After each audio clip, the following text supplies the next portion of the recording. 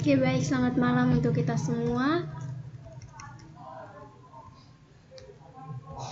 Perkenalkan, nama saya Tamara Nancy Arsinatobe dengan NIM 20030301008, kelas C semester 1, jurusan Sosiologi, Fakultas Ilmu Sosial dan Politik, Universitas Nusa Cendana. Saya akan mempresentasikan hasil mereview buku saya, Makalah Dasar-Dasar Ilmu Politik, karya Maryam Budirjo, dari bab 8 sampai babnya yang ke-12. Oke, kita balik dengan yang pertama. Bab 1, latar belakang. Dalam buku Dasar-Dasar Ilmu Politik, Maryam Budirjo, partai politik merupakan sarana bagian warga negara untuk turut serta atau berpartisipasi dalam proses pengelolaan negara. Partai politik umumnya didefinisikan sebagai organisasi artikulatif yang berdiri atas pelaku-pelaku politik yang aktif dalam masyarakat. Biasanya, mereka memutuskan perhatian pada persoalan kekuasaan pemerintah dan bersaing untuk memperoleh dukungan rakyat untuk menempati kekuasaan politik. Partai politik membuka kesempatan seluas-luasnya bagi rakyat untuk berpartisipasi dalam kegiatan politik dan pemerintahan, karena melalui partai politik dapat diwujudkan pemerintahan yang bertanggung jawab dan memperjuangkan kepentingan umum serta mencegah tindakan pemerintah yang sewenang-wenang. Selanjutnya, pembagian kekuasaan negara secara vertikal dan horizontal. Seperti telah diterangkan di muka, Undang-Undang Dasar antara lain merupakan pencatatan registrasi pembagian kekuasaan di dalam suatu negara. Dalam bab ini, soal pembagian kekuasaan akan dibahas lebih jauh. Secara visual, nampaklah bahwa kekuasaan dapat dibagi dengan dua cara. Yang pertama, secara vertikal, yaitu pembagian kekuasaan menurut tingkatnya. Dan dalam hal ini, yang dimaksud ialah pembagian kekuasaan antara beberapa tingkat pemerintahan. Charles J. Friedensett memakai istilah pembagian kekuasaan secara territorial of power. Pembagian kekuasaan saat ini dengan jelas dapat kita saksikan kalau kita bandingkan antara negara kesatuan, negara federal, serta konvensi. Yang kedua, secara horizontal, yaitu pembagian kekuasaan menurut fungsinya secara horizontal. Pembagian ini menunjukkan pembedaan antara fungsi-fungsi pemerintahan yang bersifat legislatif, eksekutif, dan yudikatif, yang lebih dikenal sebagai trias politik atau pembagian kekuasaan, division of powers.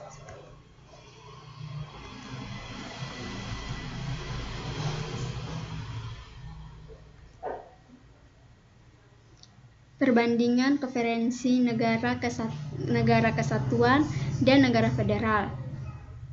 Pembagian kekuasaan menurut tingkat dan dinamika pembagian kekuasaan secara vertikal, yaitu pembagian kekuasaan antara beberapa tingkat pemerintahan, atau dapat juga dinamakan pembagian kekuasaan secara teritorial, misalnya antara pemerintah pusat dan pemerintah daerah ke dalam satu negara kesatuan, atau antara pemerintah federal dan pemerintah negara bagian suatu negara federal. Bentuk-bentuk tersebut akan diuraikan satu persatu dan sejauh mungkin akan diperbandingkan satu sama lain. Konfederasi terdiri dari beberapa negara yang berdaulat penuh yang untuk mempertahankan kemerdekaan ekstern dan intern bersatu atas dasar perjanjian internasional yang diakui dengan menyelenggarakan berbagai alat perlengkapan tersendiri yang mempunyai kekuasaan tertentu terhadap anggota konvensasi, tetapi tidak terhadap warga negara-negara itu. Negara kesatuan. Menurut C.F. Strong, negara kesatuan ialah bentuk negara di mana wewenang legislatif tertinggi dipusatkan dalam satu badan legislatif nasional atau pusat. Kekuasaan terletak pada pemerintah pusat dan tidak pada pemerintah daerah. Negara federal. Menurut bentuk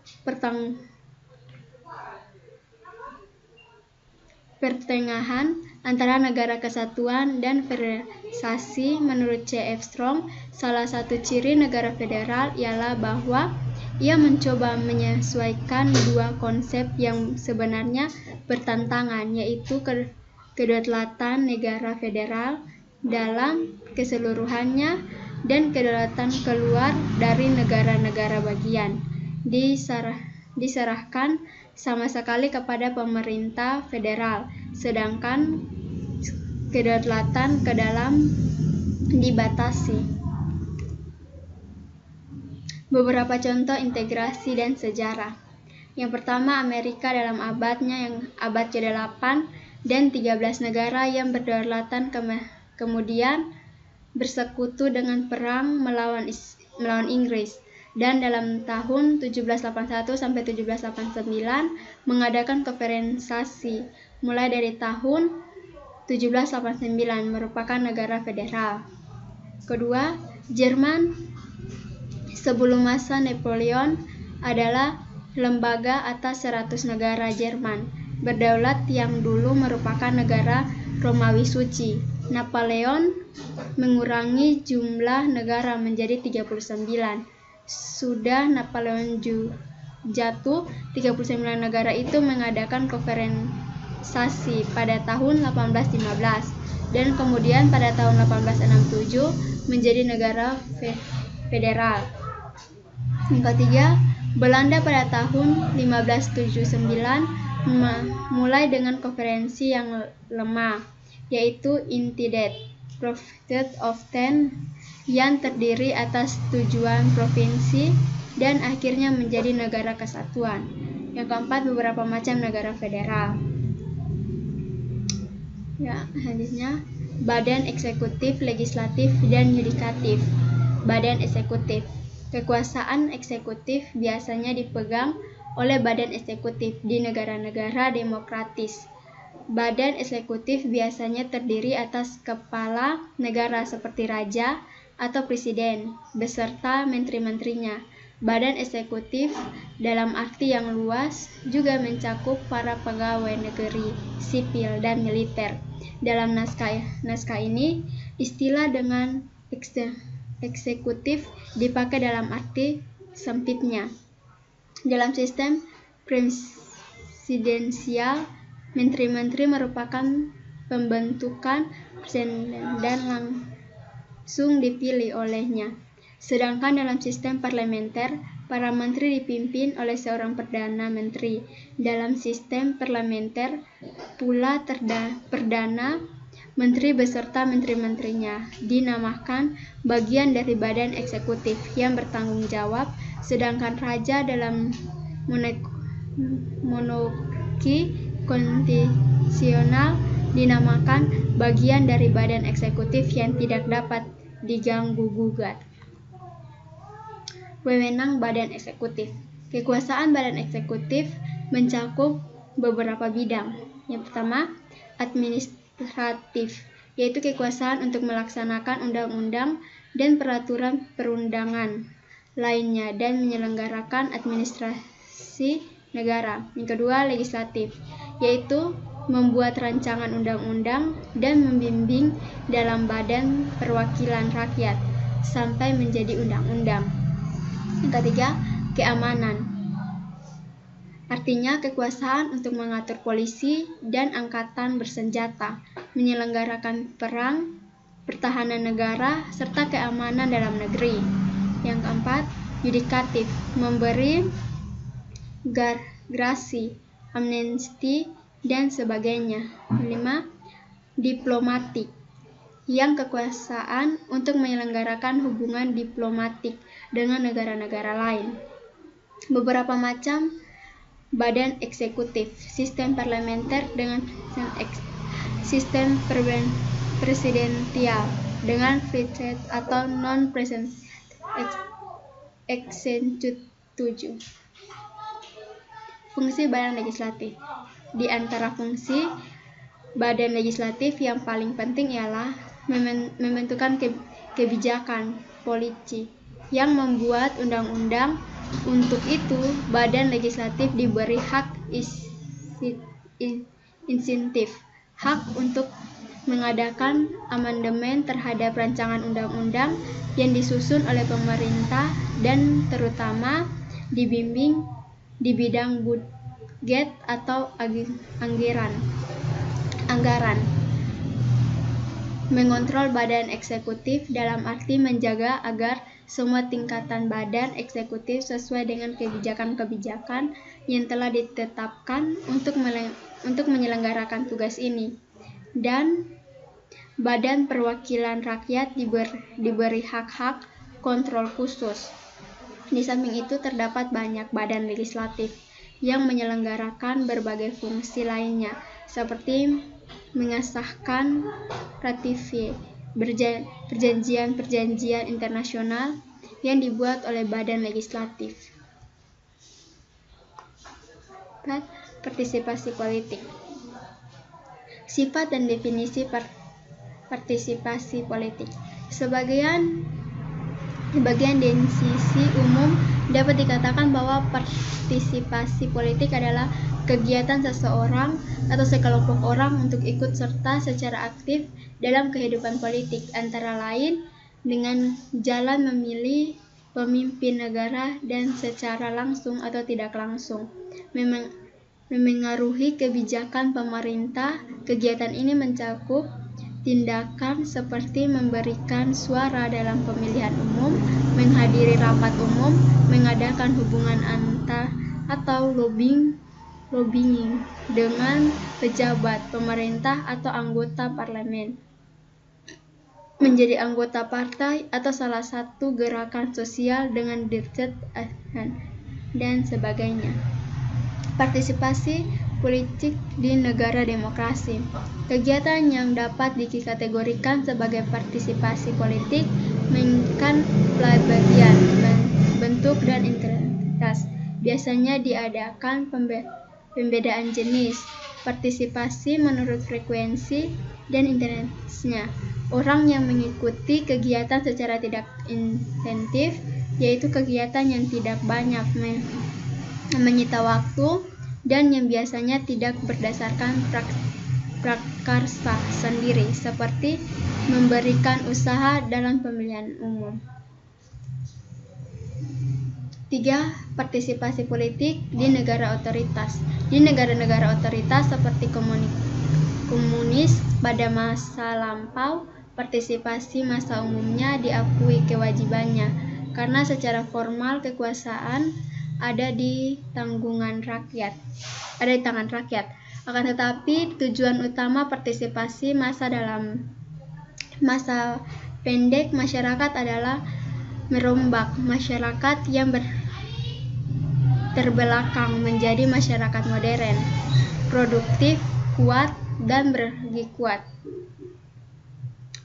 Beberapa jenis kelompok. Yang pertama, kelompok anomia. Kelompok-kelompok ini tidak mempunyai organisasi, tetapi individu-individu yang terlibat merasa mempunyai perasaan frustasi dan ketidakpuasan yang sama. Kedua, kelompok sosialisional. Kelompok kepentingan ini tumbuh berdasarkan rasa solidaritas pada sanak, saudara, kerabat, agama, wilayah, kelompok etnis, dan pekerja. Kelompok-kelompok ini biasanya tidak aktif secara politik dan tidak mempunyai organisasi. ketat, walaupun lebih mempunyai ikatan daripada kelompok anomi.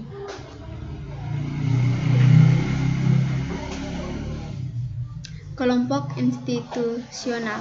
Kelompok-kelompok formal yang berada dalam satu bekerja sama secara erat dengan pemerintah seperti birokrasi dan kelompok militer. Kelompok asosiasional terdiri atas serikat buruh, kamar pedagang, asosiasi etis dan agama.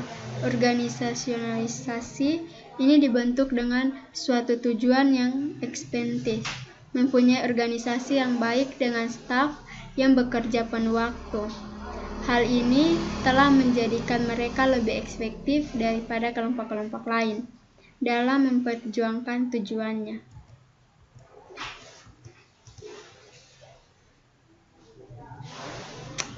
Partai politik. Pengantar. Partai politik merupakan sarana bagi warga negara untuk turut serta aktif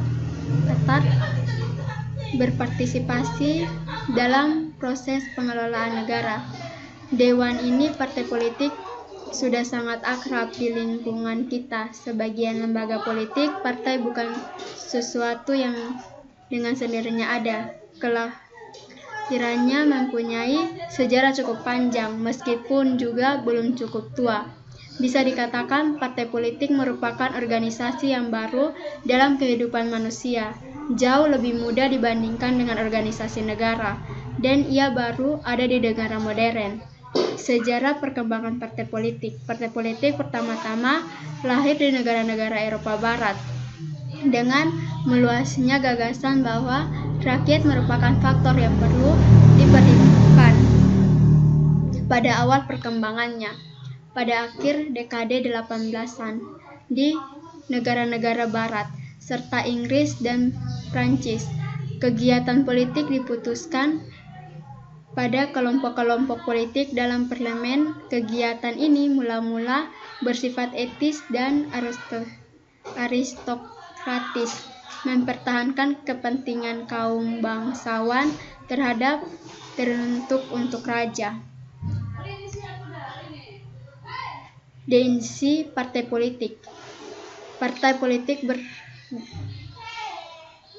berangkat dari anggapan bahwa dengan membentuk wadah organisasi merasa bisa menyatukan orang-orang yang mempunyai pikiran serupa, sehingga pikiran dan organisasi mereka bisa dikonsumsikan. Dengan begitu, pengaruh mereka bisa lebih besar dalam pembuatan dan pelaksanaan keputusan.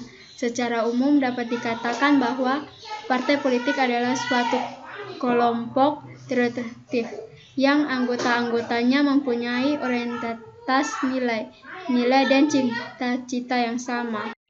Yang keempat, memberikan kepada anggota partainya kemanfaatan yang bersifat ideal serta fungsi partai politik. Di bagian terdahulu telah disinggung bahwa pada pendekatan yang berbeda secara mendesak mengalami partai politik di negara yang demokratis, di negara yang otoritas. Perbedaan pandangan tersebut berdasar pada pelaksanaan tugas atau fungsi partai di masing-masing negara. Di negara demokrasi, partai relatif dapat menjalankan fungsinya sesuai harkatnya pada saat kelahirannya, yakni menjadi wahana bagi warga negara untuk berpartisipasi dalam pengelolaan kehidupan bernegara dan memperjuangkan kepentingannya di hadapan penguasa. Benarkah pengertian politik tron? Mengapa kemunduran ini terjadi? Ada beberapa sebab yang dapat dikemukakan. Antara lain, partai dan parlemen dianggap tidak lagi mewakili rakyat banyak. Hal ini disebabkan karena kehidupan politik modern telah menjadi bagian kompleks yang bertumpahnya globalisasi di bidang ekonomi dan bidang-bidang lainnya, baik nasional maupun internasional. Akibatnya, baik partai maupun parlemen tidak mempunyai penyelesaian beragam masalah. Karena partai politik di Indonesia, partai politik 23 telah merupakan bagian dari kehidupan politik selama kurang lebih 100 tahun di Eropa Barat, terutama di Inggris. Partai politik telah muncul jauh sebelumnya sebagai sarana partisipasi bagi beberapa kelompok masyarakat yang kemudian meluas menjadi partisipasi seluruh masyarakat dewasa. Saat ini partai politik ditemukan di hampir semua negara di dunia. Hanya sistem pemilihan umum. Di kebanyakan negara demokrasi, pemilihan umum dianggap lambang sekaligus tolak ukur dari demokrasi itu. Hasil pemilihan umum yang diselenggarakan dalam suasana keterpurukan dengan kebebasan berpendapat dan kebebasan berserikat dianggap mencerminkan dengan agak akurat partisipasi secara abstraksi masyarakat. Dalam ilmu politik dikenal bermacam-macam sistem pemilihan umum dengan berbagai variasinya, akan tetapi umumnya berkisar pada dua prinsip politik, yaitu single member count atau satu daerah memiliki satu wakil, biasanya disebut sistem distrik. Yang kedua, satu daerah memiliki beberapa wakil, biasanya dinamakan sistem perwakilan berlimbang atau sistem proporsional. Keuntungan dan kelembagaan kedua sistem. Sistem ini lebih mendorong ke arah integrasi partai-partai politik karena kursi yang diperebutkan dalam setiap distrik pemilihan hanya satu. Hal ini akan mendorong partai-partai untuk menyisihkan perbedaan-perbedaan yang ada dan mengadakan kerjasama sekurang-kurangnya menjelang pemilihan umum, antara lain melalui sistem ACD. Fragmentasi partai dan kecenderungan membentuk partai baru dapat dibendung. Malahan, sistem ini bisa mendorong ke arah penyederhanaan partai secara alami dan tanpa paksaan. Morce II berpendapat bahwa dalam negara seperti Inggris dan Amerika, sistem ini telah menunjang bertahannya sistem Dewi Partai. Karena kecilnya distrik, maka wakil yang terpilih dapat dikenal oleh komunitasnya, sehingga hubungan dengan komunitas lebih erat.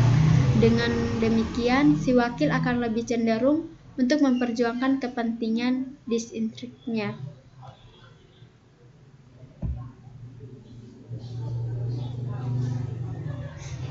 4. Bagi partai besar, sistem ini menguntungkan karena melalui distortion efek dapat meraih sebuah dari pemilihan-pemilihan lain sehingga memperoleh kedudukan mayoritas.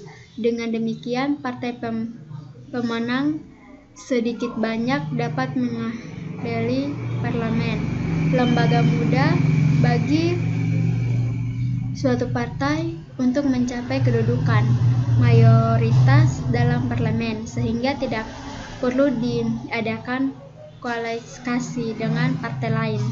Hal ini mendukung stabilitas nasional. Yang keenam, sistem ini sederhana dan murah untuk diselenggarakan. Kelemahan sistem distrik, keuntungan sistem proporsional. 3. Penutup. 3.1 Kesimpulan. Ilmu politik adalah ilmu yang mempelajari politik atau kepolitikan. Politik berarti usaha mengampai kehidupan yang baik. Politik begitu penting karena masyarakat mengatur kehidupan kolektif dengan baik dengan baik. Sementara itu, masyarakat sering menghadapi terbatasnya sumber daya alam, sehingga perlu dicari sumber daya alternatif lain agar semua warga merasa bahagia dan puas. Usaha itu dapat dilakukan dengan berbagai cara, meskipun bertentangan satu dengan yang lainnya. Kesimpulannya, bahwa politik dalam suatu negara berkaitan dengan masalah kekuasaan, pengambilan keputusan kebijakan politik, dan alokasi atau distribusi. Jadi secara umum dapat dikatakan bahwa politik adalah usaha untuk menentukan peraturan yang dapat diterima baik oleh sebagian masyarakat untuk membawa masyarakat ke era kehidupan yang harmonis. 3.2 Saran. Demikian makalah yang saya buat. Semoga dapat bermanfaat bagi pembaca saya. Mohon apabila ada saran dan kritik yang ingin disampaikan kepada saya siap menerimanya. Dan apabila ada kesalahan, mohon maaf dimaklumi, karena saya adalah hamba Tuhan yang tak luput dari segala kesalahan yang saya perbuat. Sekian dari presentasi saya. Terima kasih.